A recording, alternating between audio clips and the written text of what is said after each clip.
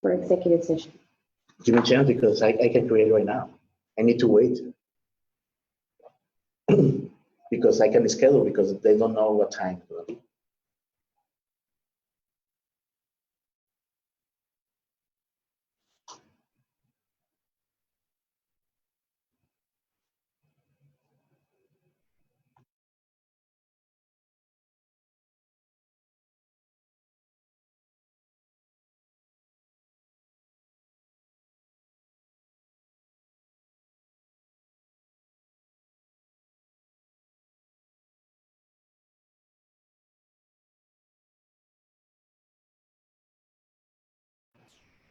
We are currently live on Facebook right now, everyone.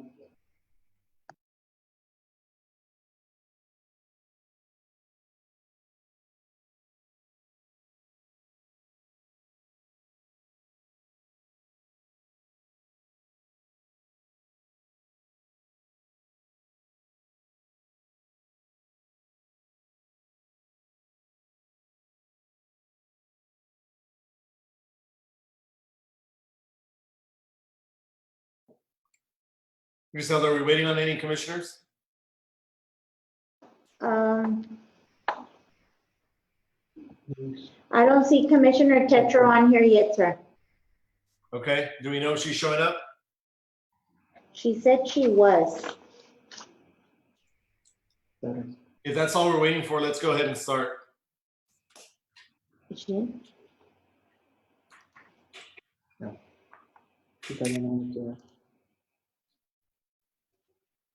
Okay. Let me take roll call real quick. I see Commissioner Cowan, Present. Commissioner Galansky Pisania, Commissioner Munguia, Present. Commissioner Gowan, Present. Commissioner Tetro. No. Okay, she's out for the time being. Commissioner Neese I'm here. and Mayor Mendez. Present. Okay, we do have a quorum present. Okay, I'll call the meeting to order. Okay. It is now 5:04. I will go ahead and start by reading the notice. Notice of a public meeting of the City Commission of the City of Brownsville. Open meeting pursuant to Chapter 551, Title 5, Section 551.041 of the Texas Government Code. The Texas Open Meetings Act notice is hereby given that the City Commission of the City of Brownsville will conduct a regular meeting on Tuesday, April 7, 2020 at 5 p.m. via Zoom teleconference meeting by logging on at https://zoom.us/j/6688430067. The meeting ID number is 668-843-067. We will now call the meeting to order. We do have Pastor Brad Burks to go ahead and lead us in prayer. Yes, I'm here. Can you hear me? We can, Pastor, thank you. Okay, thank you. Let's pray. Father God, we thank you for the city of Brownsville. We thank you for this nation. Lord, as we face the problems we're facing today, we ask you to do the things that no human can do in saving us from the virus. We ask you to lead and guide us as humans to do our part. We ask for divine wisdom on our president, our governor, our county judge, and our mayor here today, and every city commissioner. Lord, your word says faith without works is dead. So we ask you to lead and guide each of us in our part and help each of us to do our part to slow the spread of this virus. Lead and guide each of us in this meeting today for the very best for this city of Brownsville. And we will give you all the glory in the name of Jesus Christ. Amen. Amen. Amen.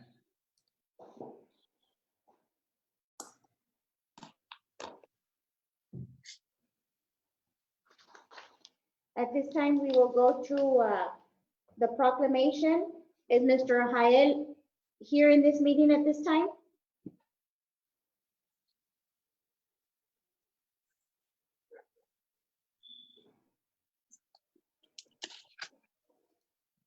He is not present for the proclamation, so we'll go ahead and move on to the next agenda item.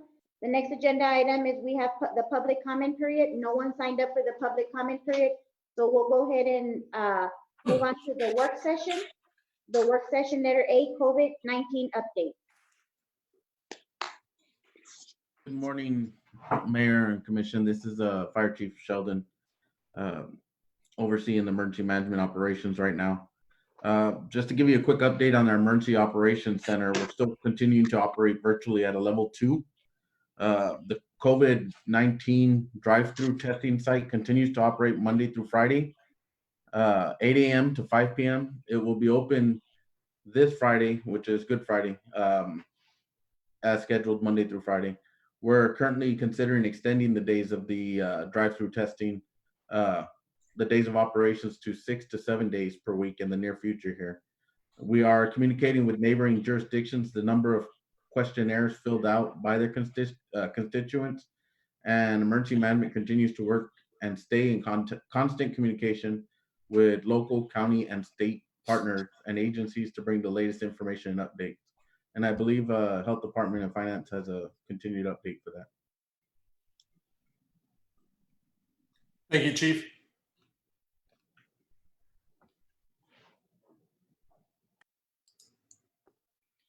Anybody else have any updates?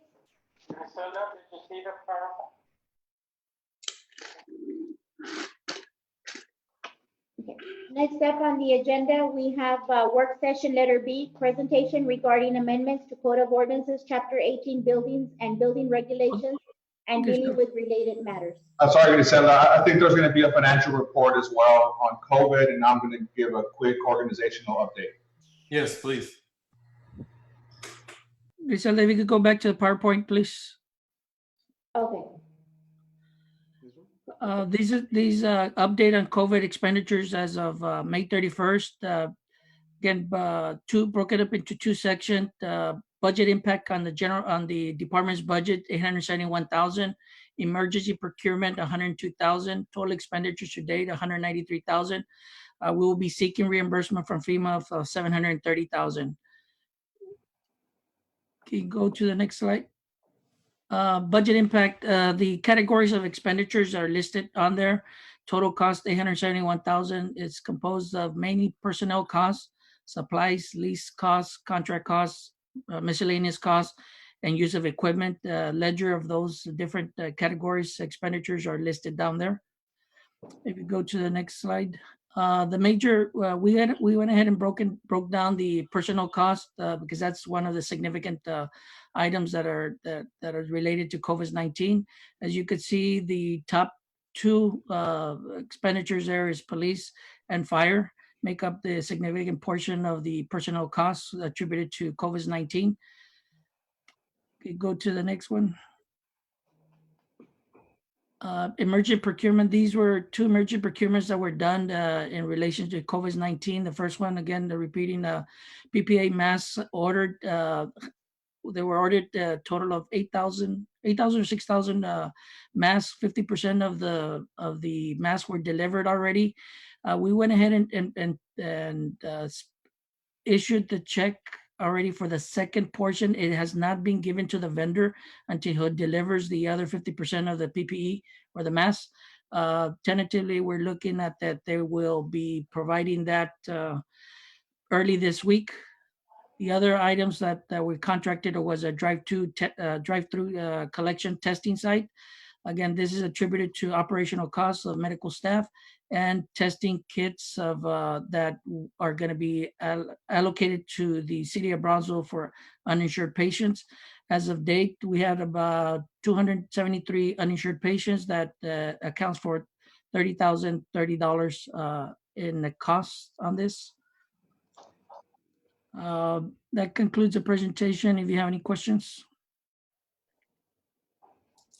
Lupe, this is Mayor Mendez. I do have a question in regards to the personnel portion. I saw the breakdown of that, and I appreciate that. The significant portion of this is police. Is that over and above the budgeted police salaries? That number that you had on there, is that overtime? Can you be a little bit more specific on what that allocation is for, please?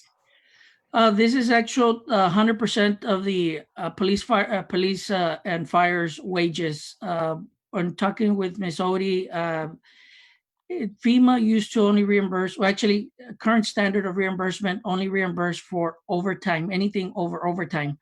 What's happening right now is because it's related to COVID,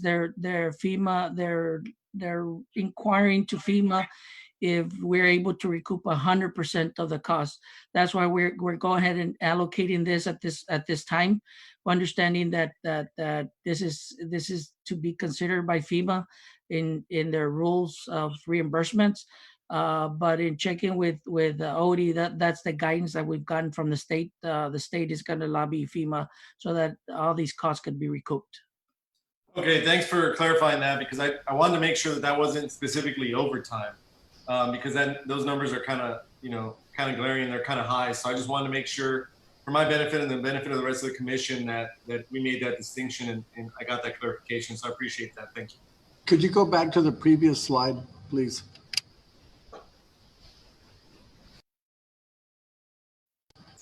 So y'all have procured the masks already? We procured the masks. 50% was received, 50% was paid. We issued the check for 50% of it, but we have not released the check because the vendor has requested that he be compensated at time of delivery of those masks. How many masks were you ordering? I think there was, Chief Sheldon, if you could help me out here, I think it was 6,000 or 8,000 masks. Okay. Okay. I believe there's about 6,000, and then we have received 50% of those already. Yeah, so I got you. Stock of masks. Okay, thank you. And Chief, have you made any additional orders in anticipation of needs that are going to be coming up in the next couple of weeks? Yes, we have several orders, some of them on back order, but we did place the orders anyways. And right now our stocks are healthy, but we're continuing daily to place orders and look for new vendors. Okay, thank you. One of the additional items that are being, and Chief, you could help me out on this, face masks. I think there's plastic face masks that have been ordered also. I believe we'll be getting those within a couple of days. We've ordered about 800 of them, but we're anticipating that we'll get them a couple of days from now.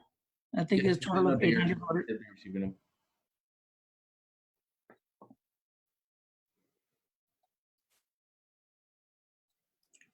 Thank you. One of the last items I want to bring up, I think last time there was requested to kind of get a budget impact on the revenues and expenditures. This is taking us a little bit longer, and we'd like to have about one more week in order for us to come up with this report. Which one, Lupe? I'm sorry.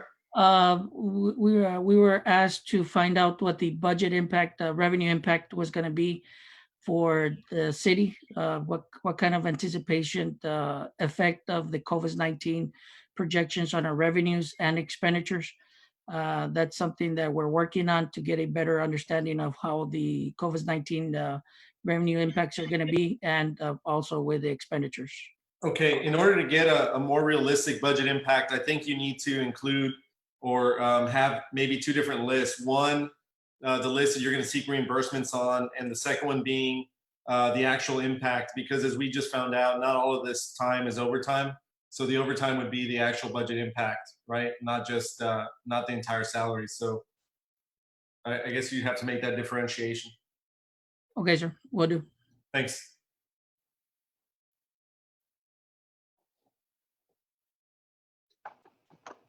Any other questions? Just a high level, Mayor, update on the organization. So the way we're functioning organizationally is we are relying still on our continuity plans. We've had those in place since the week of March 23rd, and those have a long-term they have a pandemic planning framework into it to last beyond 3 months. 12% of our workforce as of yesterday is teleworking, which is just shy of 300 employees. We are also reviewing our work plans for fiscal year 20 and we're using a low, moderate, and high impact framework to determine what activities will be delayed, postponed, canceled. Nothing will be completely removed off the list, but we need to monitor what exactly can we see ourselves finishing off for financial reasons, needing face-to-face meetings or whatever the operational impediment might be. But we're reviewing continuity plans weekly. We're sending the commission department updates daily, and we're also working on the policies that impact our employees as we prepare for any level issues of exposure and things of that sort within the organization. So overall, we've been very proactive and we're functioning well. This is our third week with the telework system we have. Some of our employees are doing some hybrid work, coming in and out of the office. Others are on a rotation on a weekly or bi-weekly. Thus far, the system is working and we're staying in daily communication to make sure that we work out any issues that we may encounter on a day-to-day basis. We'll be happy to answer any questions. What was that percentage? 12%. 12%, and the rest are just coming to work as normal? What we have is, not everybody else.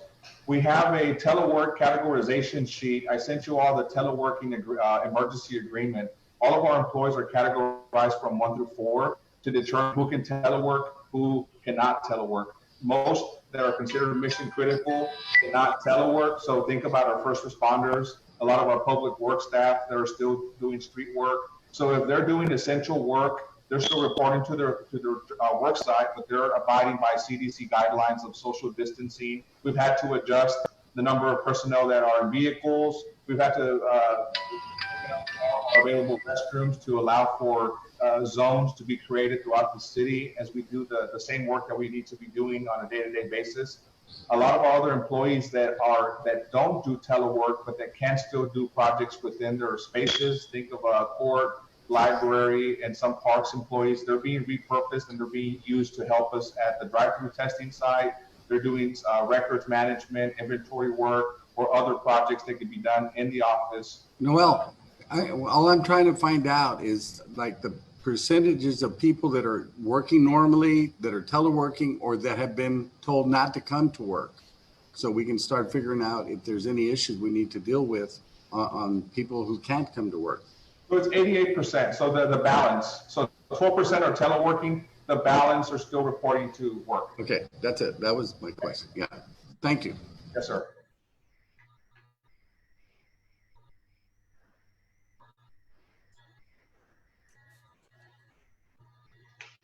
Any other questions? Thanks. Any Thank other questions, or we can move on? Noel, can I ask a question? I've noticed people that tell me that the recycling center is closed. Is there any way that maybe we could open it once a week or something on a weekend? We could look at that. That just happened as of Friday. We are cooperating with Republic, who is suspending service at all. They currently operate 2 recycling facilities here in Brownsville. Then we have our own. We were wanting to be consistent. We can consider at least ours. Ours is on Elizabeth Street, potentially having that available for intermittent use. We're currently trying to be consistent with what Republic did as of Friday, but we can absolutely look at that. Okay, thanks. Any other questions?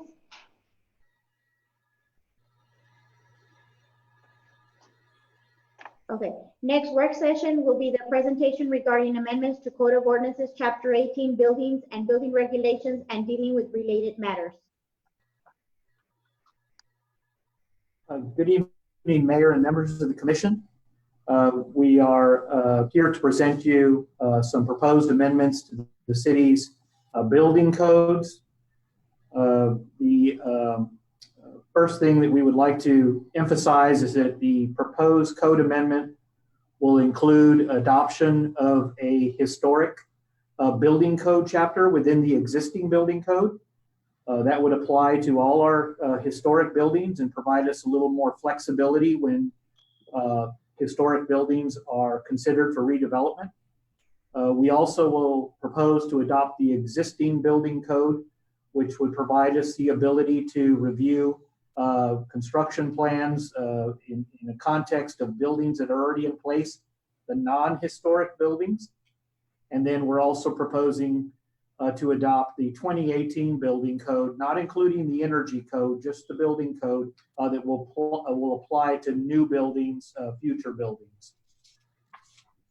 The next slide is a list of the building code and its related suite of codes that we are proposing for adoption.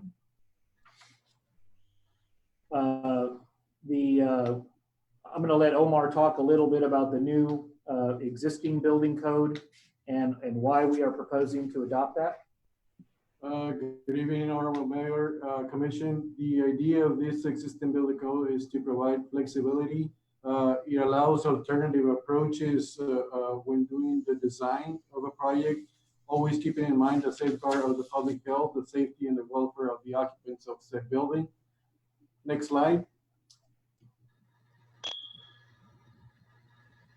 The way this is achieved is the existing building code isolates the projects to prevent triggering requirements to bring the entire building up to code. It also does not trigger ADA requirements or are not directly related to the permitted project.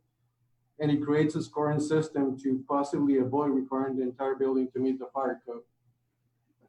This is the really important slide in terms of the existing historic building code. So this will actually allow the building plan reviewer to focus just on the area that's under rehab and not to trigger or invoke the entire suite of codes dealing with ADA, fire prevention, and other structural issues. So it isolates a project within a historic building, and that tool is not available within the IBC, which we currently operate in. So that's why we feel it's very important for the commission to consider adopting the existing building code with the historic building chapter within it. Next slide.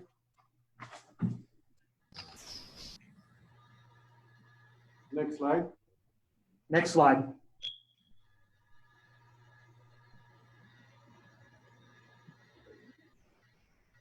Now, the existing building code provides three options or three methods to follow this. The first one will be the prescriptive method, which is used for additions, alterations, and changes of occupancy. Then you have the work area method that provides more flexibility, allowing up to 3 different levels of compliance based on the scope of work. And lastly, the performance method, which evaluates the project using the scoring system. Next slide.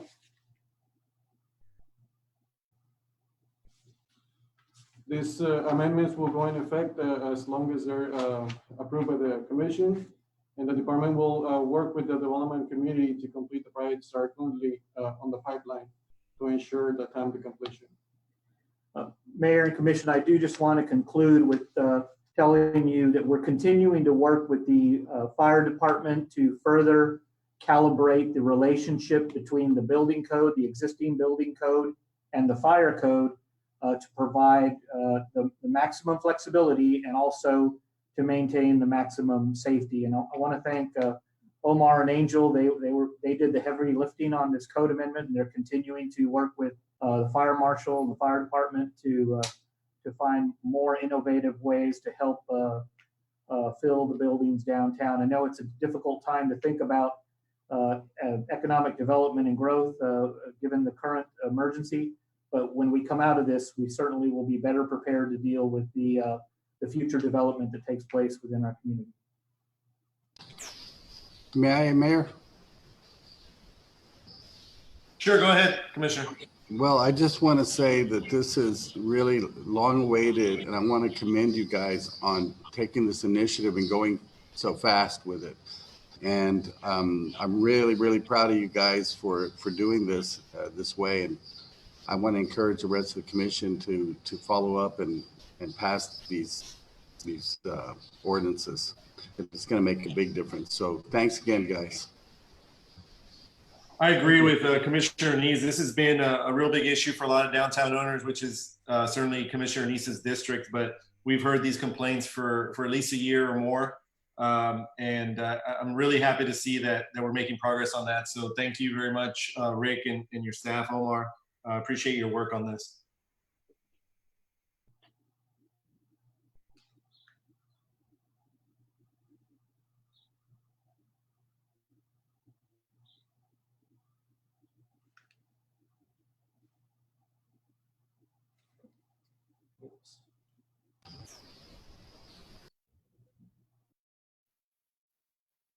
Next item on the agenda, we have consent agenda items. A through K. Motion to approve. We have a motion to approve. Do I have a second? Second. We have a motion and a second. Any discussion? Those in favor? Aye. Aye. Those Aye. opposed? Those opposed? Motion passes. Next, Welcome, Commissioner Tetro. Thanks. next we have the public hearings. Public hearing number 1. Public hearing and action on first reading on ordinance number 2020-1569-B concerning chapter 102 of the Code of Ordinances entitled Utilities, and which provides for electric, amending sections 102-199B and 102-204A of chapter 102 to be consistent with resolutions of the Public Utilities Board recommending amendments to correct and confirm non-rate provisions related to municipal street lighting and private security lighting services and providing a severability clause.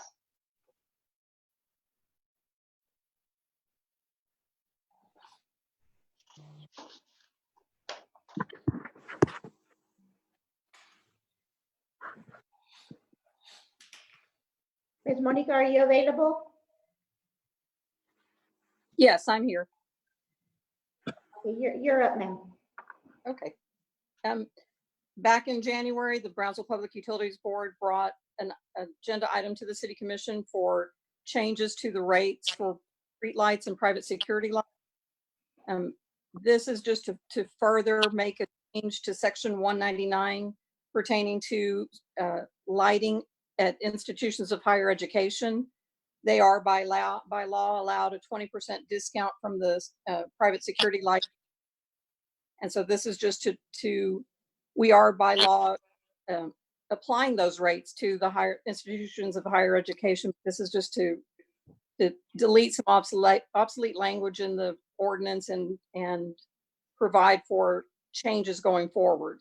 And then also just to make one correction, when we the ordinance in January, we had one erroneous reference to a section of the ordinance, and we're just changing that. So those are the two items. We are using the current rates to build the institutions of higher education, the appropriate rates, to clean up the language in the ordinance. Does anybody have any questions?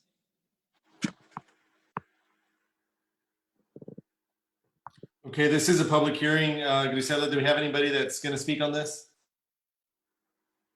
I don't see a show of hands, sir. Okay, very good. I'll entertain a motion to close public hearing. Motion to close public hearing. Have a second? Second. Motion and a second. Those in favor? Aye. Aye. Opposed? Okay.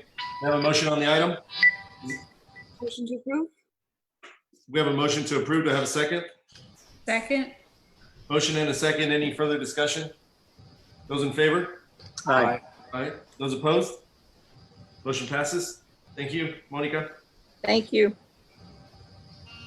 Next, we have public hearing number 2, public hearing and action on first reading on ordinance number 2020-1485-E, amending the Code of Ordinances, Chapter 18, Buildings and Building Regulations by repealing and replacing Article 3, Building Code, Section 18-116, adopted, Article 6, Electricity, Section 18-301, adopted, Article 7, Mechanical Code, Section 18-626, adopted, Article 8, Plumbing Code, Section 18-656, adopted, Article 9, Gas Code, Section 18-686, adopted, and by creating Article 8, Existing Buildings and dealing with related matters.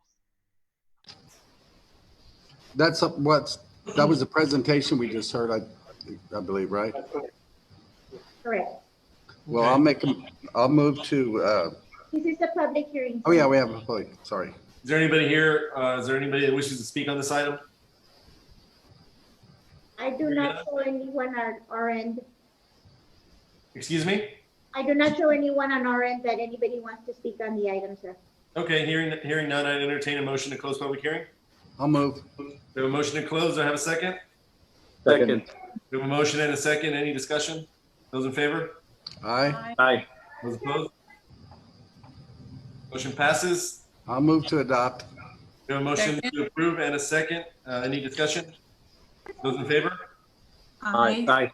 Those opposed? Motion passes. Thanks again, Rick and team. Great job, guys. Thank you. Next, we have public hearing number 3, public hearing and action on first reading on ordinance number 2020-235.93 to amend the Code of Ordinances, Chapter 348 zoning, Article 7 supplementary district regulations by repealing and replacing Section 348-1381 off-street parking and dealing with related matters. Good evening, Mayor and members of the commission. We brought this item to you on March 17th, and we briefed you on the consolidation of our commercial zoning districts from 6 into 2. We also presented, this is the parking part. We revised our parking regulations to better reflect the contemporary land uses, as well as to make sure that we're maximizing the use of our land and eliminating some of our outdated parking requirements. With that, we're here to answer any questions if you have regarding the presentation back on March 17th.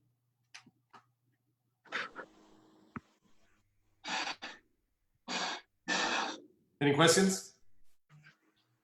This is a public hearing. Is anybody here on this item? We have a motion to close public hearing? Motion to close public hearing? Second. We have a motion and a second. Those in favor? Aye. Those opposed? Okay, do I have a motion on the item? I'll move to adopt. Second. Motion and a second. Any further discussion? Those in favor? Aye. Aye. Those opposed? Motion passes. Thank you. Thanks, Rick. Next, we have public hearing number 4. Public hearing and action on first reading on ordinance number 2020-235.94 to amend the Code of Ordinances, Chapter 348 zoning, Article 4 use district by adding Section 348-126 use district exemptions to Division 1 generally and repealing Division 5 professional office use district 1C, Division 6 light retail use district 2C, Division 7 medium retail use district 3C, Division 8 general retail use district 4C, and by repealing and replacing Division 9 light commercial use district 5C and Division 10 medium commercial use district 6C to create a newly established Division 9 light commercial district C-1 and Division 10 heavy commercial district C-2 and dealing with related matters. Mayor and members of the commission, we presented this item as well to you on March 17th. This is a consolidation of our commercial districts from 6 to now Commercial District 1 and Commercial District 2. I want to thank Alan Garces and Martin Vega for their work on this ordinance. I think this is going to help, again, as we come out of this situation to facilitate growth and development in Brownsville.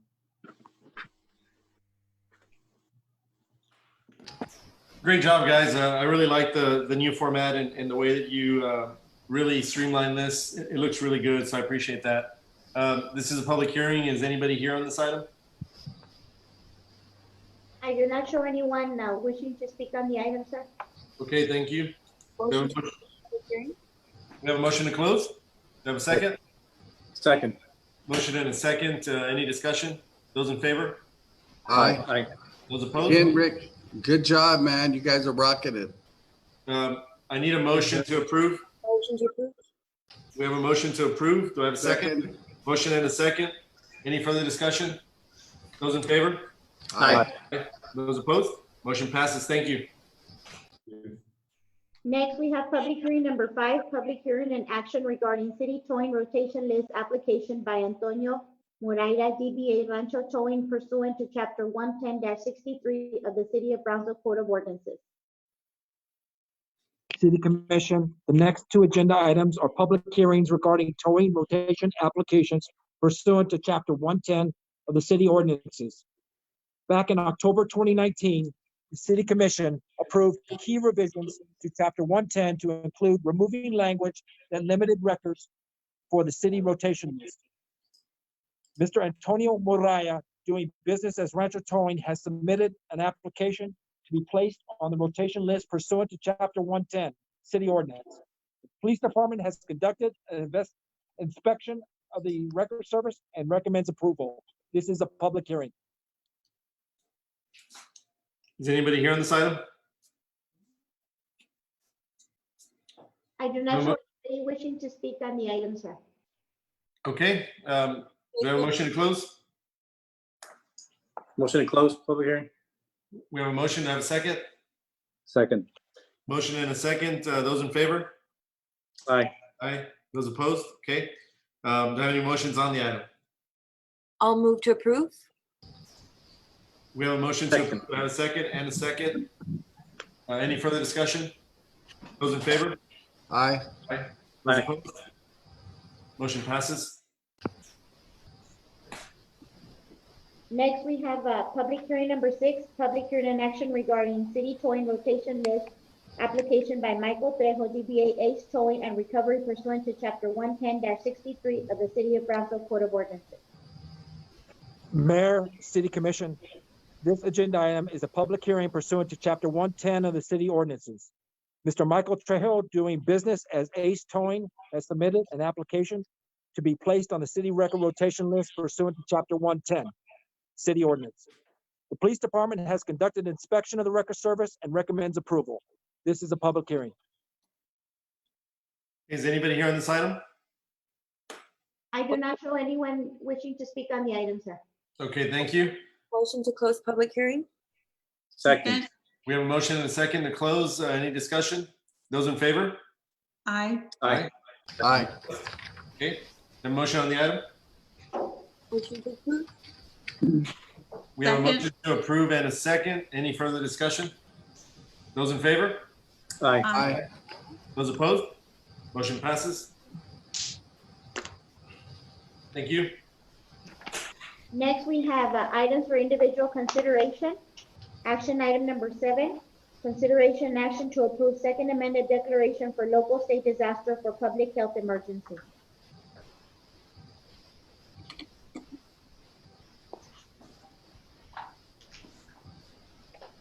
Who's presenting? Yes, this is, Mayor, I don't know if you wanted to start or you wanted me to start on this amended. Okay. Very good, yes. This is in an extension to the existing declaration. The initial one was issued on March the 17th. We extended it a couple weeks ago at the hearing subsequent to that. The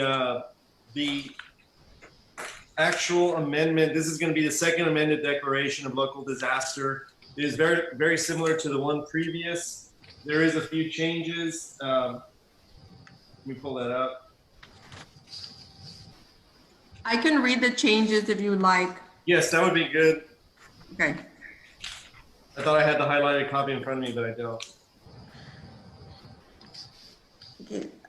This declaration of Second Amendment local disaster for public health emergency shall take effect immediately from and after its issuance, and the following measures shall be in place.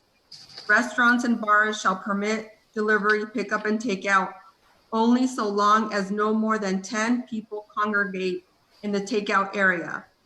Employees shall wear gloves and facial coverings. Drive-through and takeout patrons are to be instructed to remain in their vehicles. If takeout patrons are on foot, they must be at least 6 feet from each other. Businesses are encouraged to implement procedures whereby takeout patrons pay via telephone or electronic means. Downtown city metered parking will continue to be suspended in order to support these measures. Parking areas within shopping areas are also strongly encouraged to create takeout and delivery designated parking spaces.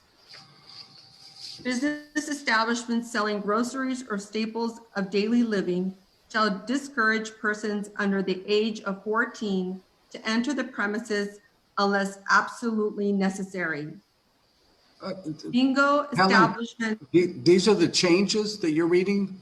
Yes, Commissioner. Yes. Okay, all right. Yes, sir. Ms. Helen, just so you know, there was an order issued by the county judge earlier today, 2:43, about 3 hours ago. And they also make a reference to what you just stated about the 14-year-old and younger. And what the county order states is that, in addition, all individuals in the county should wear, it is further ordered that no children under 14 years of age accompany parents or guardians for routine grocery, supplies, or gasoline replenishment trips. Trips for medical attention, healthcare, or mandatory educational materials, and school food program distribution for children under the age of 14 are exempt from this order. So that's stricter than what we're stating here. So I would think that either we insert the county language or we remove this provision. Sure. I will continue. Bingo establishments are closed. Religious and worship services should be provided by video and teleconference.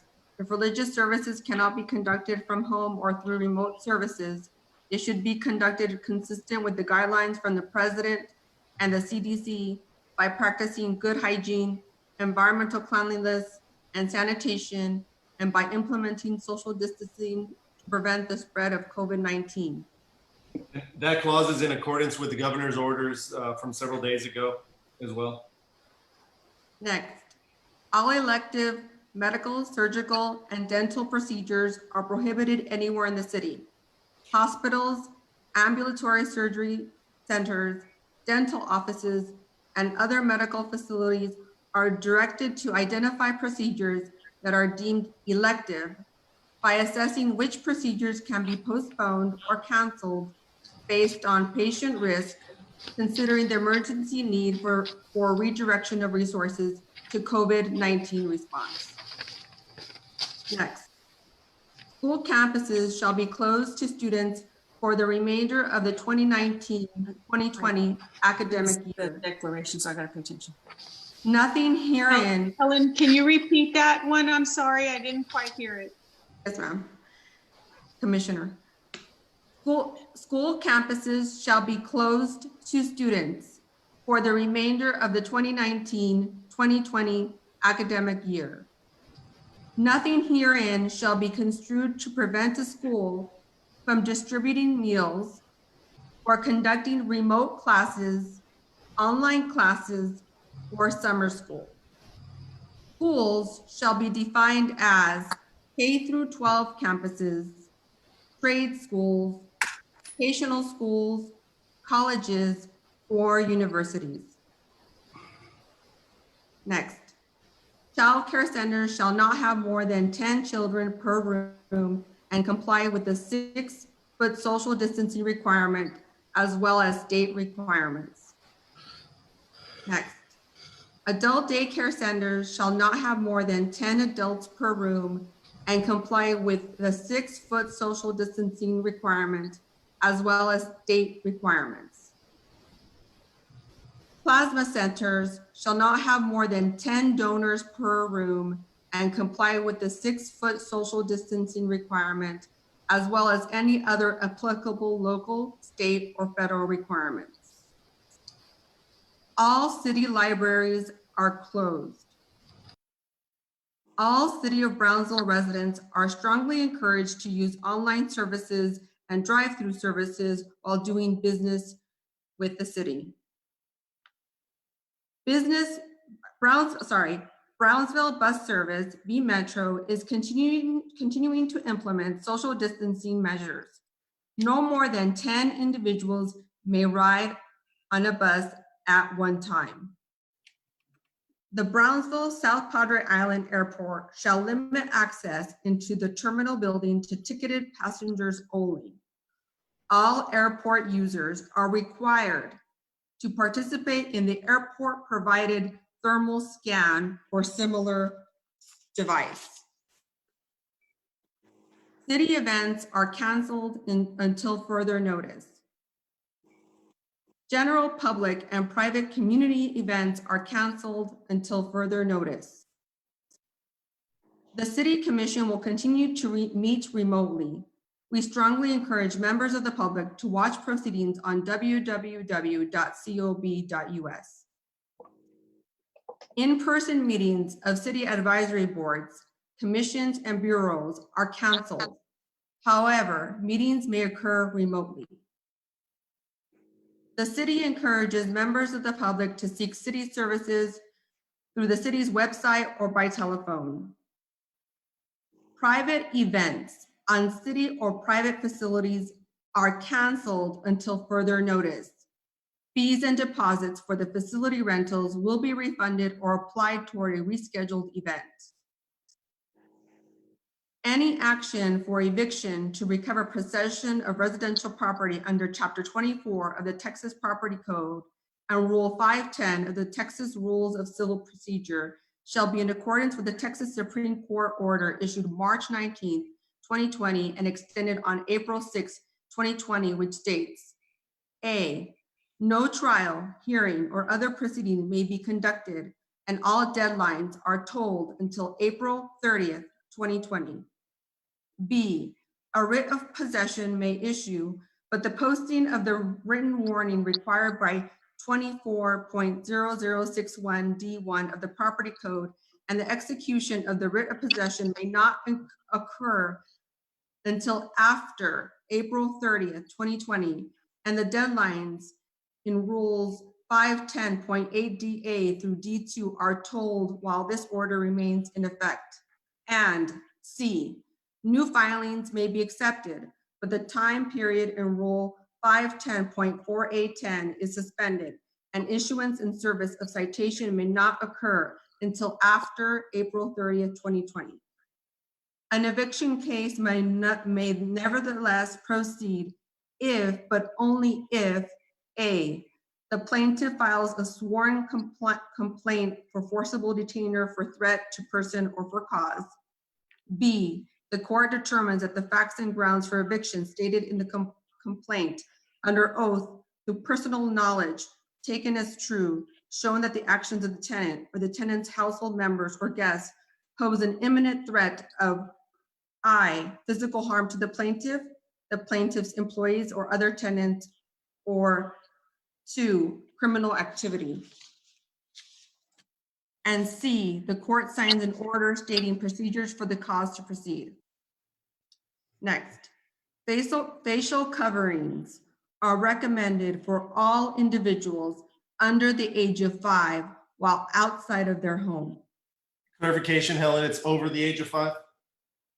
Yes, facial coverings are recommended for all individuals over the age of 5 when outside of their home.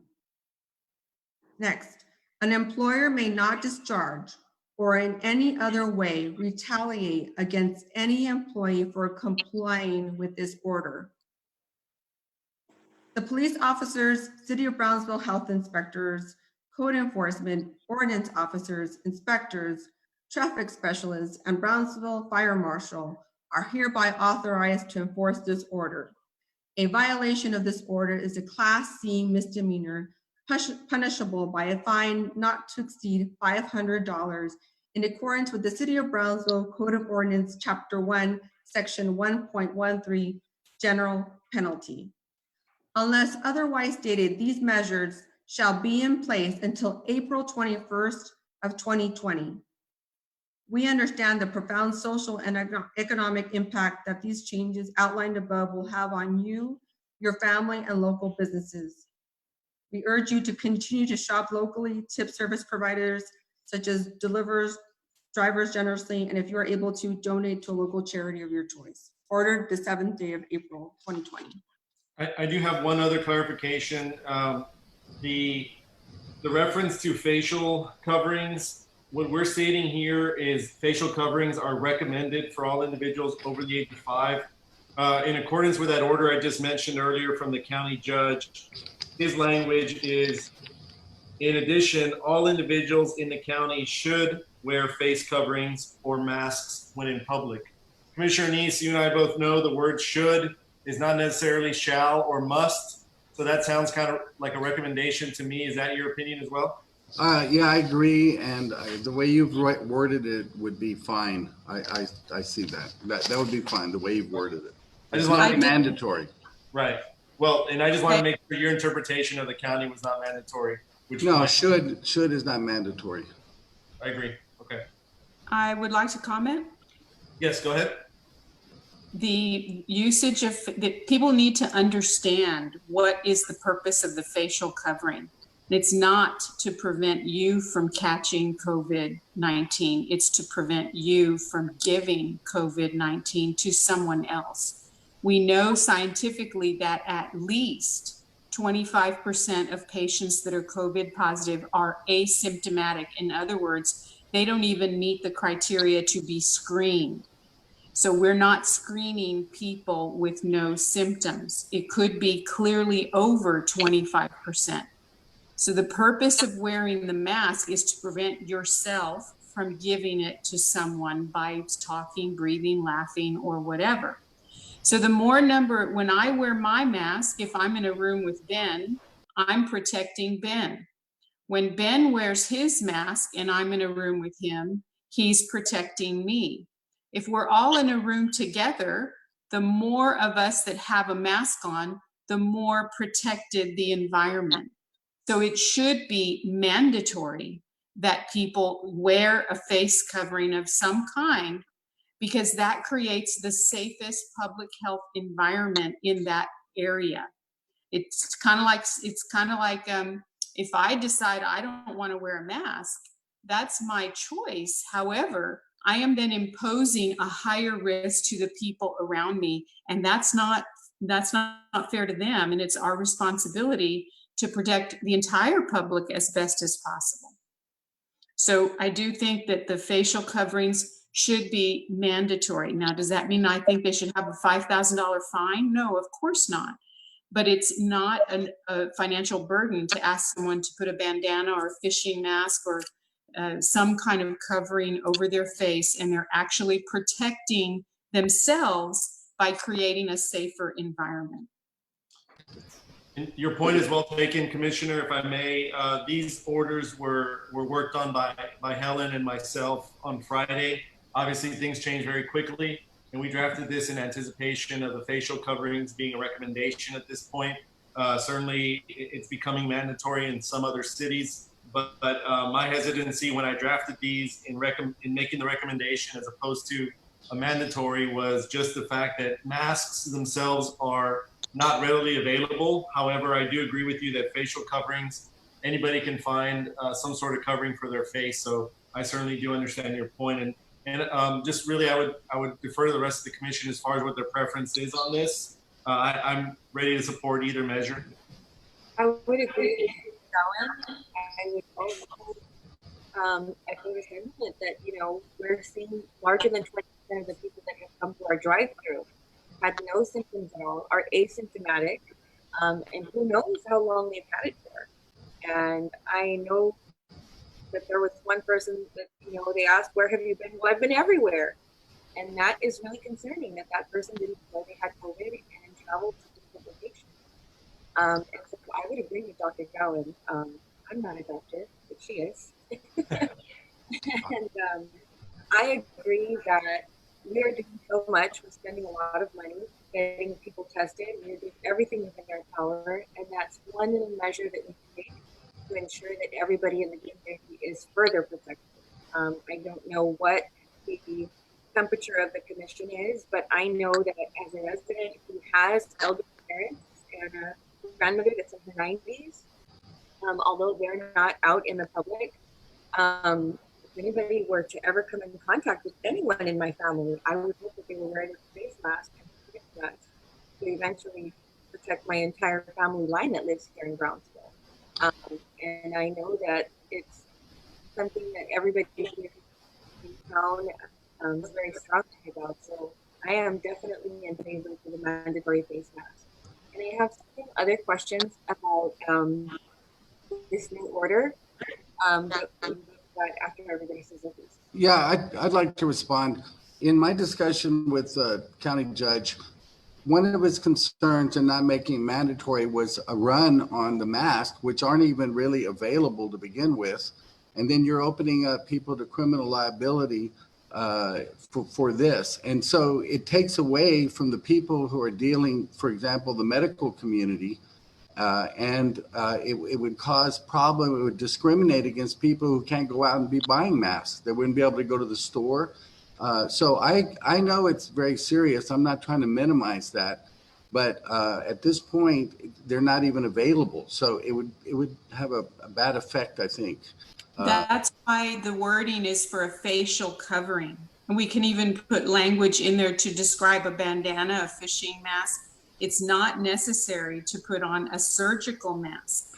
And I would say, thinking about the people, let's say, that work at HEB or Walmart, the cash register person, what if they were positive and you're going through and they're not wearing masks at this point? No, but there's another part of this that requires them to have masks, and hopefully they can get a supply of masks. I didn't hear that in there. I didn't hear Isn't that. Trey, isn't that in the part where it talks about having 10 people, and one of the first ones? Oh, that's in regards to restaurants. Yeah.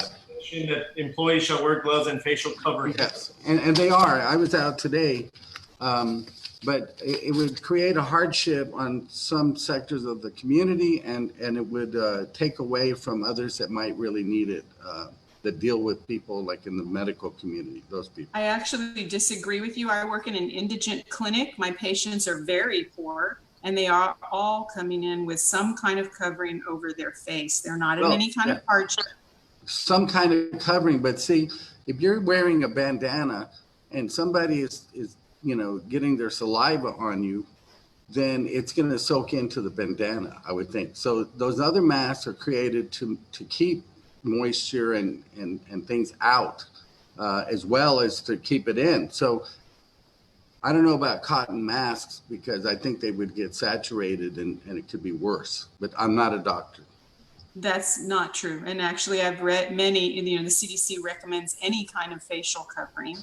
And as well, there are studies out from China, looking at the experience in China and all the different substances that people made masks of, everything from an air conditioning filter to a vacuum cleaner bag to a dish towel. That's how desperate they were in China to have a facial covering. And they all had usefulness. They weren't all perfect, but they were all useful in decreasing the load going out into the air. Dr. Gowan, if I may, I just thought of something. I know that some stores, HEB, I believe is one of them, are not allowing their customers to bring in recyclable bags anymore. They're only doing plastic. And part of the reason was because they were concerned about microbes being on the fabric. If that would be a concern, if we did ask people to bring, let's just say, to wear facial covering, and somebody just decides to wear a bandana and they keep it, they just keep it in their vehicle all the time and just keep using the same thing. Is that going to be a concern? Will that actually cause more issues or not? Do you know? I don't know. I didn't know I wasn't supposed to bring my reusable bag, but I do know that HEB workers are not wearing masks. Right. And actually, I had a teleconference with HEB yesterday, because I gave them a heads up that we may be recommending masks. I told them there was an outside chance it might be mandatory, so be prepared for that. And they were ready to support whatever the commission went with. There's other cities in Texas like Laredo that have required facial coverings. So they are providing their employees with facial coverings regardless. And that was, I believe, going to be starting today. So I think HEB itself was going to be prepared for this either way that we went. I don't know about the other retail stores. I didn't have a conversation with the other stores, but HEB was prepared for it. I was there today, and all the checkout people had them, and the Sackers and all that. I think there were some other people out there that didn't, but most of them did. I would also say that our city's at greater risk for COVID transmission. We're currently seeing that we're the city that has the highest infection rate right now in Camden County. We need to be ahead of the curve, and we need to be flattening the curve. And we can talk about it and say we're going to do it, but we definitely need to be taking action to protect our community members. I think all of us are in the same position when we say that there isn't anything we wouldn't do to stop even one case of COVID from transmitting in our community, because we know how lethal just one case can be. And we have been very fortunate to not have that, but we don't know what's in the upcoming weeks. And I would agree with Dr. Gowan and say that we need to be doing everything within our power to be protecting our community members. I know it's going to be hard. I know a lot of these regulations are very annoying. I have been hearing it on my Facebook. There is even a new group. I don't even know if you all are aware of. Within a few days, there's thousands of people on a page that reports checkpoints in Brownsville. But again, we're not doing it to annoy you. We're not doing it to burden you. We're doing it because there is a very rapid transmission rate of COVID-19, and it would devastate our community if we are not on top of it. Thank you, Commissioner. Anybody else want to chime in on this? Mayor, Yeah, yes, I'd just like to reiterate that I wholeheartedly support Commissioner Gowan's view on this. Numbers have been increasing, and we need to do whatever we can to make sure that we can help in the containment of this. I think my only question or concern would be, when would this go into effect, number one? And then number two, can this be modified as to at least to where make it mandatory to where people are, if they're at the grocery store or at a pharmacy, just like the CDC is highly recommending individuals to wear that mask whenever they go to these places where it's difficult to maintain the social distancing. I think we just need to, I wholeheartedly support it. Just trying to figure out what would be the best way to implement it. And is this something that can be implemented ASAP? And I would like to know that from our administration. Noel, if you could answer that. If I may really quickly, Commissioner, the county orders go into effect 12:01 tomorrow morning. So they would go into effect tomorrow. But again, the county is only a recommendation. If we did this, I'm sure it could go into effect either upon signature or tomorrow, whatever y'all prefer. But does anybody else have an opinion on that? I do, if I may. Sure. My concern is that, I need to exercise to clear my mind. And I've noticed that a lot of people are now thinking that should not even be allowed. Even if it's just going to the trails or walking around your neighborhood, that shouldn't be allowed. And I think a lot of people are now misconstruing the rules or the limitations. The way that it is worded, facial coverings are recommended for all individuals over the age of 5 when outside of their home. Even when I walk around, either to the trails or around my neighborhood, people, predominantly older people, or they'll be sitting outside in their patio within their own property talking, on the porch. And I would hate for them to be either socially shamed, as people are now doing on Facebook, or even cited when they're in the privacy of their own homes on their porches talking, or grilling, or they'll have the kids out with the little kiddie pools. I think we need to be more specific in saying, yes, when it's to doctors' offices or supermarkets, but if you're out in the open and you have the common sense to just cross the street to observe the distance, then that should be fine. There shouldn't be a requirement to have the facial mask. That makes total sense, Commissioner. And the reason it was worded this way was because whenever people were outside of their home broadly was because it was a recommendation. If it's mandatory, then I do agree with you that would need to change to possibly public areas or other, some other term of art that would really protect others. Okay. And like Mr. Munguia, Commissioner Munguia was saying, some restaurants are not equipped yet to receive, to already start using the gloves and the mask right away. I talked to some friends that are restaurant owners, and I asked them, hey, if this goes into effect, are you ready? Some of them are, some of them aren't. And so in that respect, I think it would be beneficial for them to maybe have a little flexibility.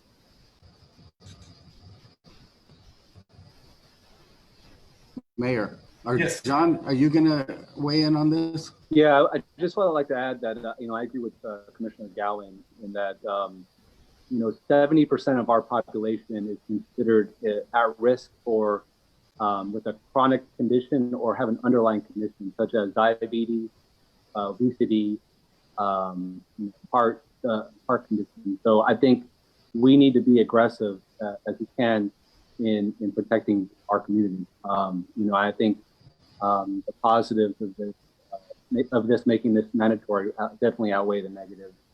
I definitely feel for our civil liberties here, but at the same time, I think in the long run, this will definitely stop.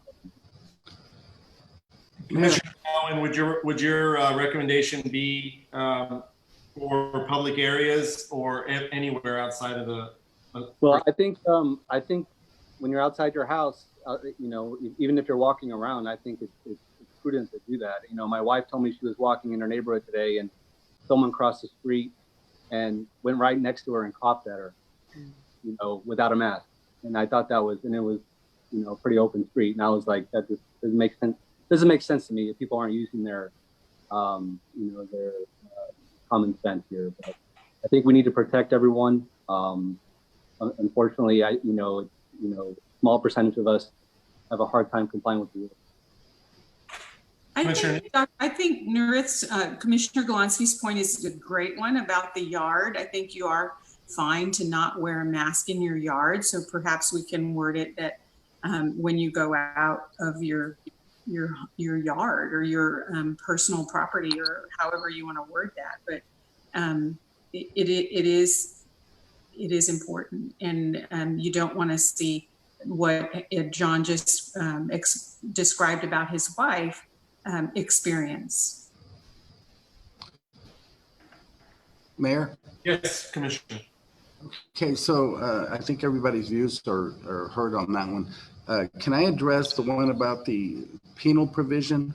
Yes, absolutely. Okay, so you're having it as a Class C misdemeanor, and you're having enforcement by people who are not peace officers. For example, the traffic specialists and the code enforcement, they and the health inspectors, they can't actually arrest people. So are you going to want to do it through citations, or are you going to allow them to be arrested? Open to your suggestion, Commissioner. That I didn't write that part. That was the way it was in the two previous orders. So I honestly, whatever you would recommend, I'd be open to. I think you should at least start out with citations for that particular provision. There's other provisions out there where they are arresting people on Class B misdemeanors, the violation of the county judge's orders. Okay. But you might want to tweak that a little bit. A peace officer can obviously arrest somebody for a Class C, but the rest of them, I don't know if they will be confused about their authority, right? Okay, so then The intent was to cite, to keep to citation. That was the initial intent. Okay, so just put that in there to enforce by citation. Enforce this order by citation or something. Maybe. That's the way I was going to suggest it, Commissioner. Okay. Enforce this order by citation. Does that work? Yes, that'll be probably less problems. Okay, no problem.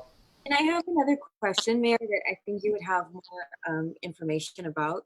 The program that BISD had where they were giving out meals to children, Yes. that we know has stopped, right?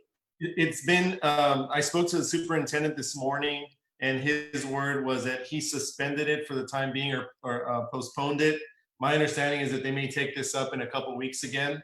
My concern, as I've expressed to the superintendent, was not the meal program itself, but rather the requirement that children be in the vehicle to pick up the food. The state has actually issued waivers to school districts on this, to where traditionally it's required for children to be in a vehicle in order to participate in a meal program or to be present. I'm sorry, but there's been waivers from the state that does not require them to be present. So I did suggest that if they picked up this meal program in the future, I would support it entirely. My preference was, however, for them not to have children be required to be present or in a vehicle in order to obtain those services. That was the discussion I had with the superintendent.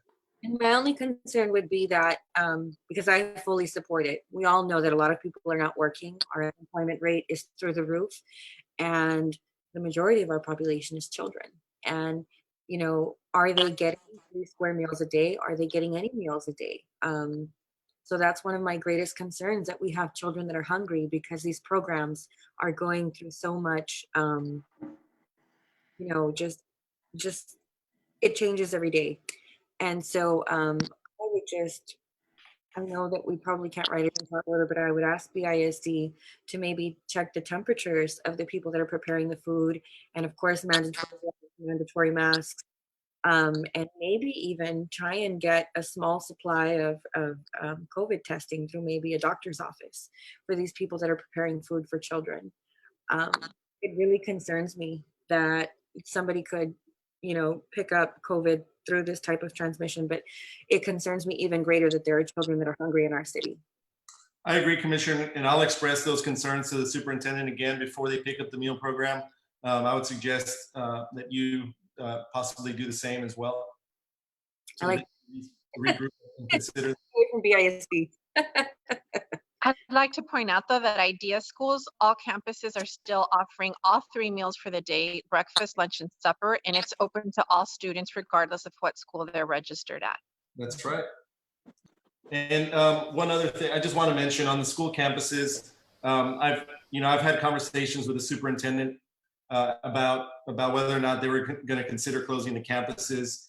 They were hesitant to do so because the governor had not issued that order yet, or the Texas Education Administration. But overwhelmingly, as I've stated to the superintendent, the biggest risk factor for a pandemic like this is having a large concentration of people. And BISD has 40-some thousand students. Even if, God willing, we were able to flatten this curve and return to a semi-normal life at sometime in May, the worst thing we could do would be to send 40,000 students back to schools. And I've heard from several parents that said that if schools reopened before the end of the year, before the end of the school year, I'm sorry, that they would not send their kids back. I've heard from teachers that said they wouldn't want to go back. So I think the worst thing we can do is send anybody back to school before June, right? So that's the reason that I think this is necessary. And the same thing goes not just for schools, but universities and colleges, et cetera. We don't want a large population of people going back to one concentrated building or a campus. So those are my thoughts on that. And really what we're trying to do is prevent this and stop it. And if we were to have campuses open again, I think we'd start back from square one and have to do it all over again. So that's my concern, and that's why I'm suggesting that we do this. Can I bring up one more thing? Because someone just made a comment that I went to HEB on Friday, and there was one guy who was wearing a Luke Skywalker mask that completely covered his whole mask. Freaked me out because if you were to do something, there would be no way to identify him. So I think we also need to kind of, I guess it was a very secure method for him, but at the same time, well, you couldn't identify him if something bad were to happen. So no Star Wars masks. Oh. So yeah. My other concern would just be if we do order the mandatory coverings, if we could really reach out on the BTX Cares and all of our media outlets on ways that people, you don't have to buy a mask. There are ways that you can fashion them. I just read a really interesting article that came out of California. A lot of the clothing designers and factories are now making masks, and somebody bought this $100,000 machine that tests the air particles. And there was a shop rag that actually had the same function of a N95 mask, and it was layered. So I just really would like to put all of the information that we can out there to prepare the public and equip them and help them and assist them so that they don't feel like, oh, here we are again, they're forcing us to do something else. I just really want to be transparent and offer as much assistance to people that we can. And, you don't have to buy a mask, you can make your own. And it's on the CDC website, but I would just really, really, if we could have that extra push with Felipe, to make sure that the public is with us and understands that we're with them and not, forcing them or putting them in a position that's going to just make it harder than the situation is right now. I agree, and I think one of the most effective facial coverings is a T-shirt. Believe it or not, the knit fabric is better than a cotton fabric, and so you don't have to buy anything. You can just grab a T-shirt out of your drawer and wrap it around your face without a problem. And so I think on that website we have to give them examples, but we also have to start with very clear reasoning as to why, whether it's a recommendation or a mandation, why is it important to wear a mask? Because a lot of people don't understand why it's important. There should also be something on there about the hygiene as well, and good hygiene practices when it comes to facial coverings. Okay, anybody else? And I think if we're going to make this mandatory, I think we should have a grace period to get people ready for it. If they have to go out and for businesses that are providing these materials to their employees, so they have time to make those orders. I think that's completely rational and reasonable. Commissioner, do you have a suggestion as to how long? I mean, I like to, maybe a week. I don't know what you think. What's reasonable? For the first measures that we implemented, because they affected restaurants, we did give them we said by the following day. So what you did is when you first approved your measures, you gave restaurants the following day, which is probably midnight of the following day. So you allowed them that full day. We can put the order into effect tomorrow broadly, but then in regards to the facial covering, we can have it as a recommendation up until a date certain, and then after that we can make it mandatory, which I guess maybe Monday. Yeah, that works. Is there any way that we can, well, I guess we're doing mandatory, so it wouldn't be necessary, to make sure that these employers or I guess it's going to be mandatory, so it's not necessary, but I was reached out to by somebody who had an employer who didn't let them wear masks. And sure enough, somebody had COVID and infected multiple people at that location. And that really bothers me. And if it bothers me this much, I can't even imagine if I was forced to work next to somebody that could have had that and I brought it home to my children and my family. So I would say maybe for the general public a week, but if there's anything we can do to anybody working around food, anything like that, make masks mandatory a lot quicker, I would really appreciate it. And I know a lot of people that are essential workers and have to be out there would too. Okay. Monday would be April 13th. Okay. I just want to go on the record. I spoke to Anna O'Quinn, who's now the chair of the PUB. She owns multiple McDonald's here. She informed me that they probably won't get masks until May because their headquarters is sending it to the bigger cities like New York, Atlanta. And so something like this will probably affect the people who work at her business and her McDonald's. Well, and I like her very much, and she does a great job with her businesses, but she can go, they can go buy a bandana at Walmart for, less than a few bucks in the meantime. If you wait too long, then the usefulness in terms of flattening the curve goes away because we're slated to peak in this area as far as we know so far, the first week in May. So if you're going to give businesses 3 weeks grace, well, that's not very useful in terms of flattening the curve. The way to flatten the curve is to implement it right away. But how long is it or effective to wear, say, a t-shirt or the bandana without changing it? If you're working, say, a 6 or 8 hour shift, how often should you change? The recommendation or the suggestion, of course, they haven't done a formal study, but the suggestion is to wash it every day or change the t-shirt every day kind of thing. Okay, anybody else? Okay, I'm looking for a motion then. If anybody wants to make a motion, please be specific as to the facial covering.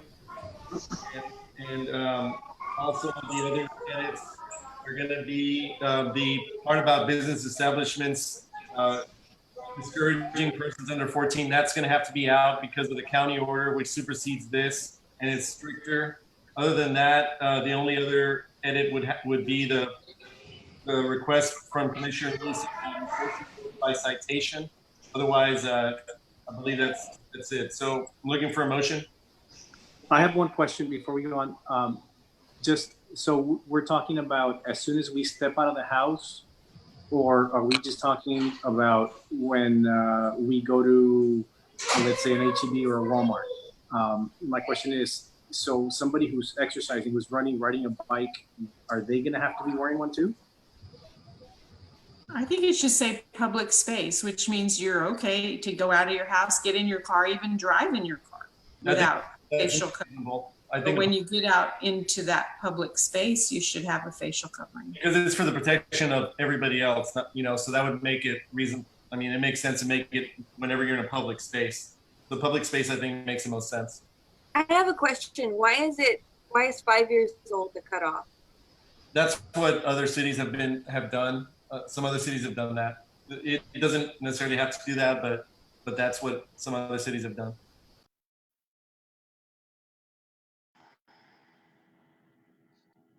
Okay, anybody have a motion? Hold on, I have one more thing. I guess it's a recommendation by the CDC. And they use the term used in public settings where other social distancing measures are difficult to maintain, like grocery stores, pharmacies, stuff like that. So if you want the little sample language, that might. Yeah, I think that's good language, Commissioner. Public settings where other social distancing measures are difficult to maintain. And that's CDC language, right? Yeah, it says it's I don't know what the. That makes sense. No, that's fine. We can get it. Yeah, it's from their website, and they're saying it works in a pinch, and especially areas significant community-based transmission, which thank God we're not one yet. But so I agree with Commissioner Gowan, but that language might be useful. Can you send that language to Ms. Ramirez, please? Sure. Thanks. I'll make a motion to approve with the changes in the 14-year-old item, consistent with the county wording, and the mandation of facial coverings with the wording that Commissioner Neese just described. And then the adding enforcing by citation. Yes, please. We have a motion. Or effective when? Commissioner Gowan, we do need to specify when the facial covering would go into, the mandatory facial covering would go into effect on your motion. How about if we say not longer than a week? That's fine. Or next Monday is 6 days. I think that's plenty. Does that work? Okay. Yeah, that should work. Okay. All right. I'll second. We have a motion and a second. Any further discussion? Those in favor? Aye. Those opposed? Motion passes. Thank you. Thank you. Next, we have action item number 8, consideration and action toward a contract to Total Commitment Construction for Anacua Street and Naranjo Road pavement, sidewalk, driveway, and drainage improvement for the city of Brownsville in the amount of $2,810,332.75 as budgeted in fiscal year 2020 capital improvement plan. To my understanding, Public Works is requesting this item be tabled. That is correct, Mayor. Okay, very good. Can we move on to the next one, Gisela? Do we need a motion? I need a motion for the tabling, sir. We do need a motion? Yes. Okay. I'll move to table. Second. A motion and a second to table the item. Any discussion? Those in favor? Aye. Aye. Those opposed? Motion's tabled. I'm sorry, the item's tabled.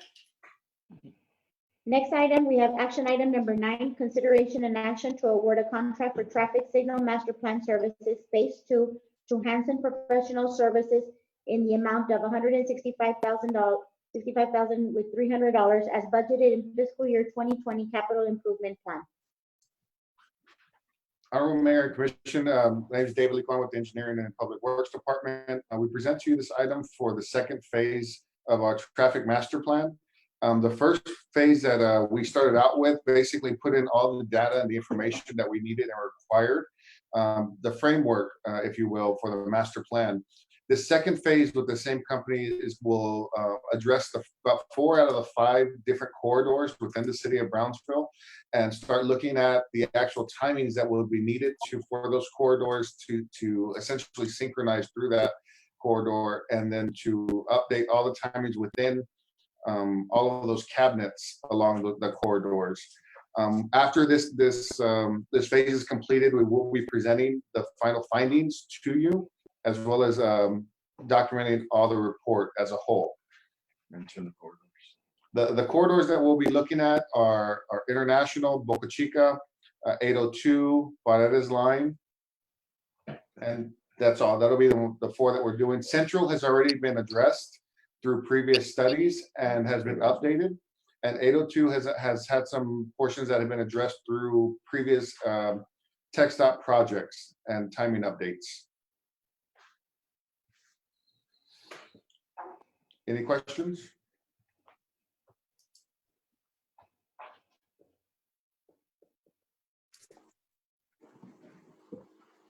Okay, looking for a motion?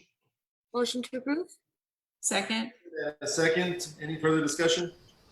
Those in favor? Aye. Motion passes. Thank you.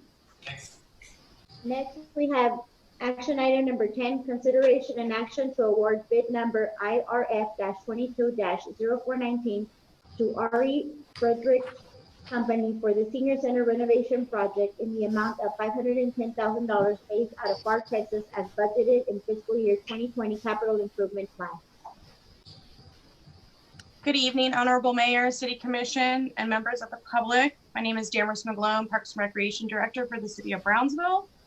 We received 6 sealed bids for this project. It is a Texas Parks and Wildlife Department grant. It's a 50-50 grant, which was awarded to the City of Brownsville on March 23rd, 2017, and was adopted via ordinance 2016-1479-C in March 15th, 2016. We recommend to award contract to R.E. Fredericks Company for the senior center that'll be located on 6th and Madison. The outside shell is completed. This will be for the interior, which will also contain a teaching kitchen for the public. Any questions? Those are all in the main building, on the main area? It's a section where the old cafeteria building was. So there used to be 5 buildings. Now there's 4. One of them was demoed where the nuns' quarters were.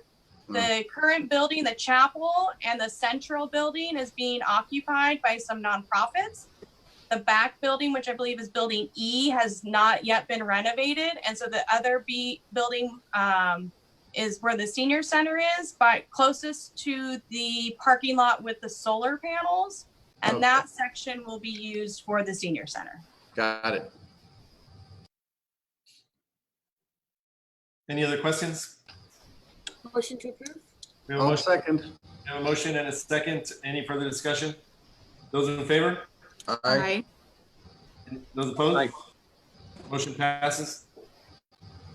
Thank you. Next, we have action item number 11, consideration and action to approve Brownsville Community Improvement Corporation's Brownsville CARES grant program intended to assist businesses with grants that can be used to obtain a small business administration, SBA loan, or interest payment reimbursement on emergency bridge loans. Good afternoon, City Commission, Mayor. I hope you all can hear me loud and clear. First and foremost, I want to thank you all for the effort and time that you all are investing in making sure our community withstands this COVID-19 pandemic. At the same time, I also want to note that this program has already been approved by our BCIC Board of Directors as of yesterday around 12:30 p.m. in the afternoon.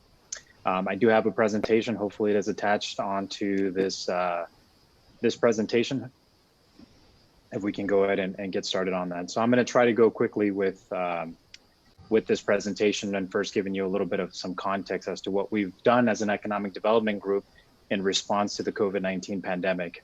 The first step that we wanted to do was to ensure that we were able to register as many businesses as we possibly could from the community to first and foremost understand exactly how this pandemic is affecting them and their operations. So from the time of launch, which is about 2 weeks ago, we were able to register close to 350 businesses within our system, either via text or via email.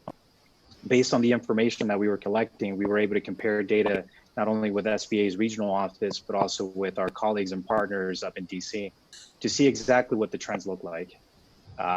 We were able to also identify some of the key challenges that a lot of these folks were experiencing, not only locally, but also regionally and nationwide.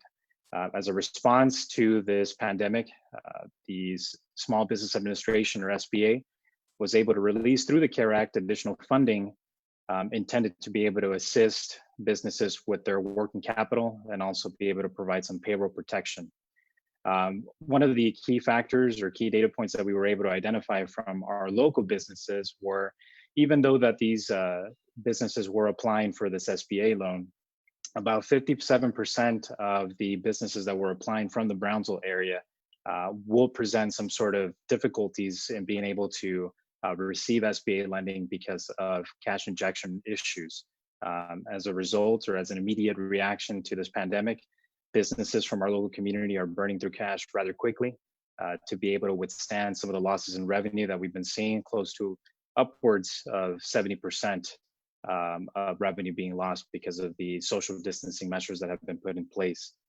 In addition to that, about 30% of businesses that were applying did in fact not have a very clear path to be able to be eligible to receive some of this SBA funding.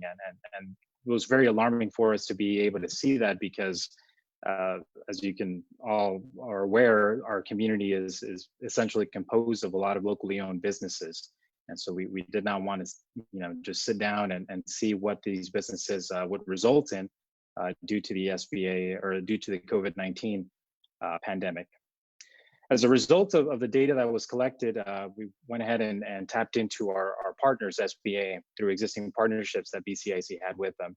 And through this, we were able to identify, in addition to the Start of Texas program, an ability to be able to assist businesses with their cash injection issues that can essentially enable them to be able to put up the necessary collateral for a 7A loan through SBA under the CARE Act provisions. What we've proposed for the BCIC board members are two options. One option are for businesses looking up to $5 million from the SBA for necessary funding that could be applied towards a working capital. We were trying to do this as easily as we could, and we've come up with a three-step process. Now, BCIC as an economic development group has established a criteria that is fillable through our online portal as an application. We essentially gather information from the businesses that are applying for a grant of up to $10,000 that could be used for an SBA loan as earnest money, which will then trigger a 10% of the total amount that would be provided by SBA. So just to kind of give you a quick preface, a $10,000 grant would essentially enable a business to gain up to $100,000 from SBA through their programs. So the criteria in the application is intended to collect some key factors that prioritize businesses or at least place them in a critical priority list.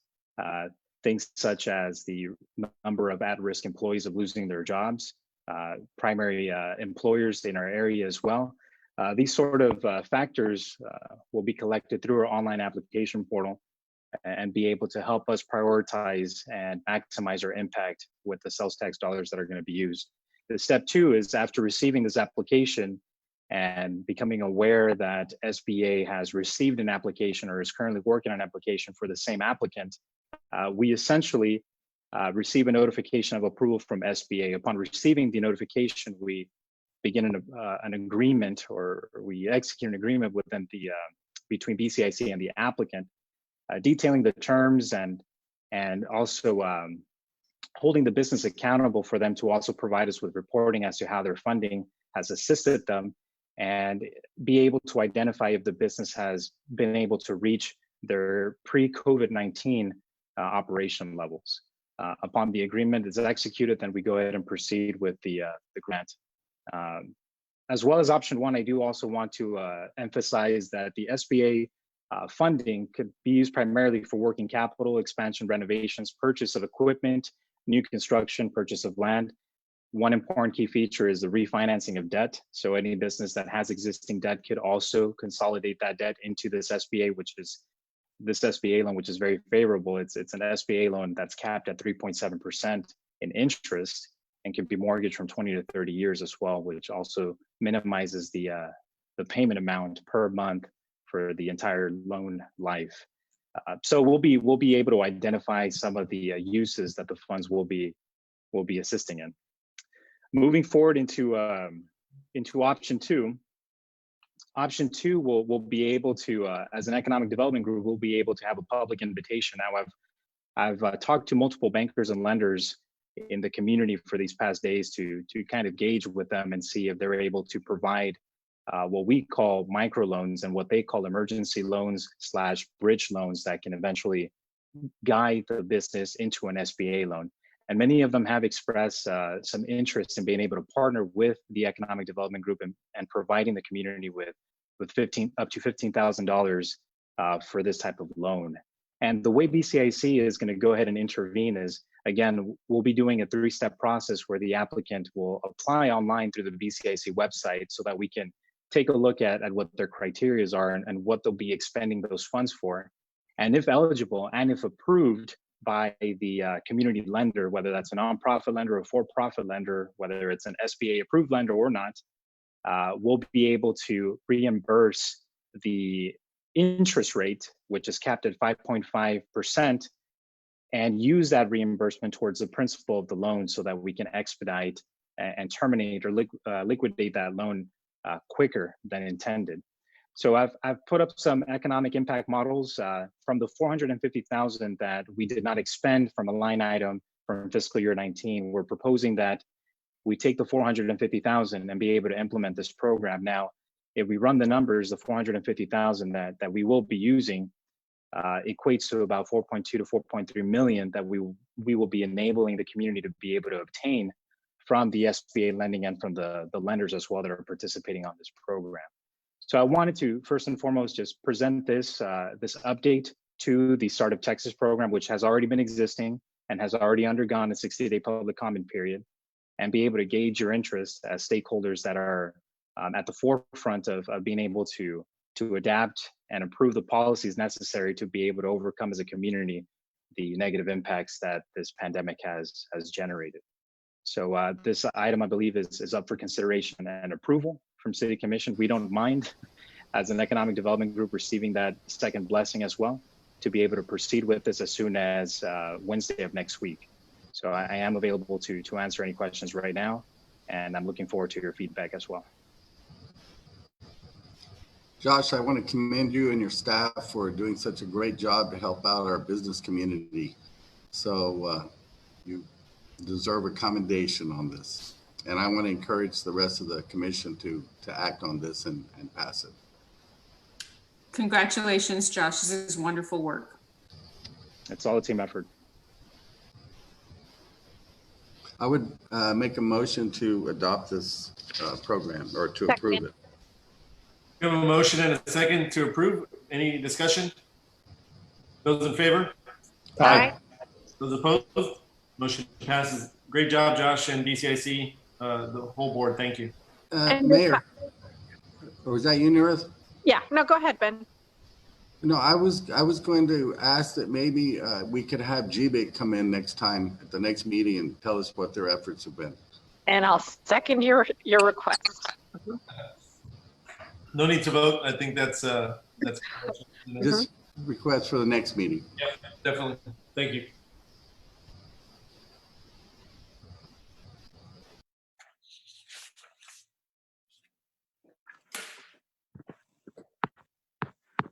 Next, we have executive session. I will read the items. Letter A, closed session pursuant to section 551.072 of the Texas Government Code regarding the lease of real property.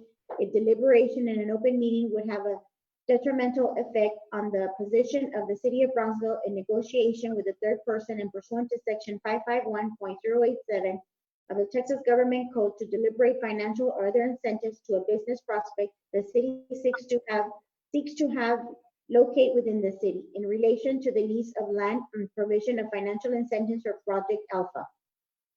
Executive session B, attorney consultation pursuant to section 551.071 Texas Government Code to provide legal advice and counsel with respect to the city of Brownsville rights, duties, privileges, and obligation under the Residential Solid Waste Services Agreement with Republic Services and related legal issues.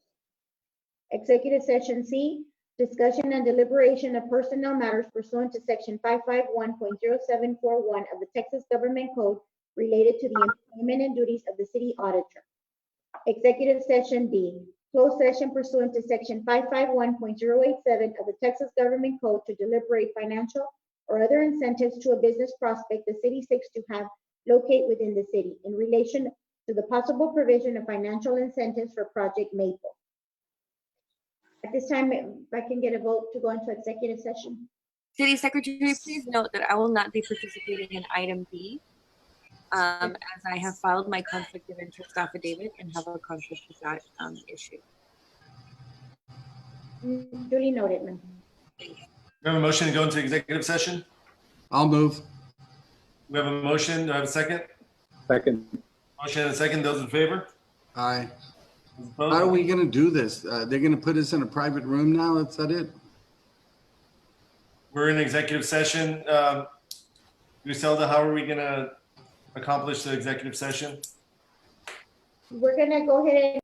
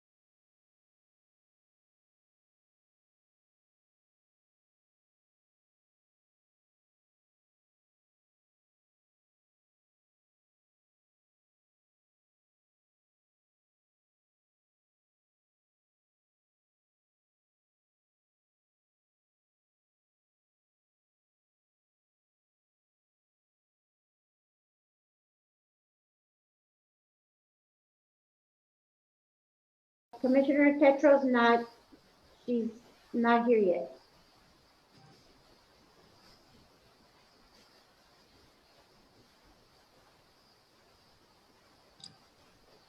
We do have a quorum present though, if you'd like for me to continue. Who are we waiting on, Griselda? I'm sorry. Commissioner Tetro's back. James, can you hear me? I'm here. Can you guys hear me? Yes. Can you hear me? Okay. Something wrong with the video, but I'm here. Okay. Well, we do have a quorum present. Okay, let's go. Okay, so we'll continue. Possible action on any items as discussed in executive session. We do have action on executive session C, consideration and action to approve the city auditor employment agreement between the city of Brownsville and Mr. Patrick Sakini. You have any motions? I move to approve. I'll second. We have a motion and a second to approve the city auditor employment agreement. Any further discussion? Yeah, I just want to say that my hat's off to John Cowan and the audit committee. You guys have done a spectacular job. I'm very happy with your choice. And I think this is an amazingly important thing for Brownsville. So congratulations, good job. Any further discussion? Those in favor? Aye. Aye. Those opposed? Motion passes. All right, I'll entertain a motion to adjourn. So moved. We have a motion, second. I'll second. Motion and a second. Any discussion? Those in favor? Aye. All right, we stand adjourned. Thank you. Have a good Take night. care. Bye, guys. See you soon. Bye. Bye. Stay safe. It is now 8:02, the end of the meeting.